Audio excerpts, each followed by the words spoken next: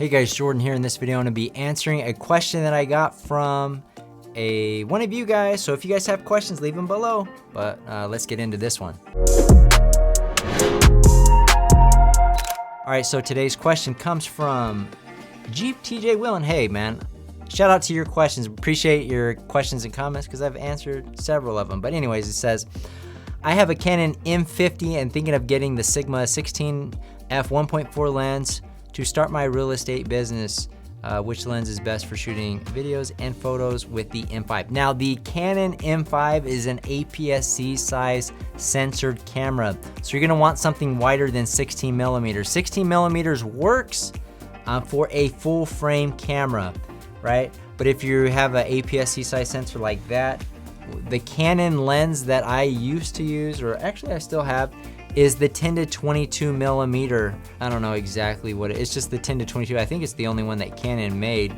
I think it's a f3.5 to 5.6 or something like that. It's variable aperture based on your focal length. But I'm not sure if it will go to the Canon M50. So this is a great question, and because you don't want to get that 16 millimeter thinking that you're gonna have much flexibility for real estate photography. You need something definitely wider than that. I would say 10 millimeter. So if you can find a 10 millimeter prime for that, I think if you're gonna do a prime lens, which sometimes people do because it's cheaper, then you want to go wide because then you can always crop in if you need. If you have a high megapixel camera, I'm not exactly sure what the M50 is. I think it's somewhere around 20 megapixels.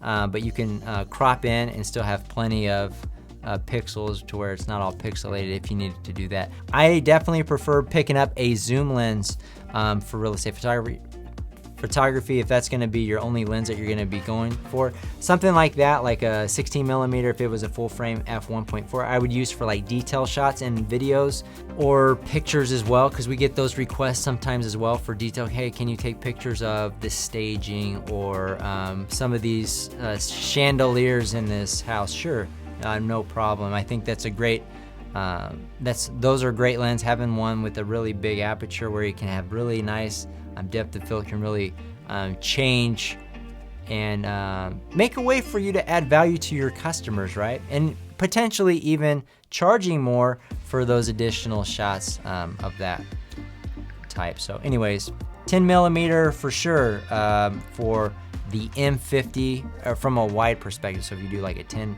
I think Canon has like a 10 to 18, 10 to 22. You need something wider than the 16 millimeter for real estate photography, in my opinion. So anyways, that's gonna do it for this video. If you got value out of it, hit the like button and subscribe to my channel as I consistently put out daily real estate photography videos just like this. And as always, thanks for watching. We'll see you guys on the next one.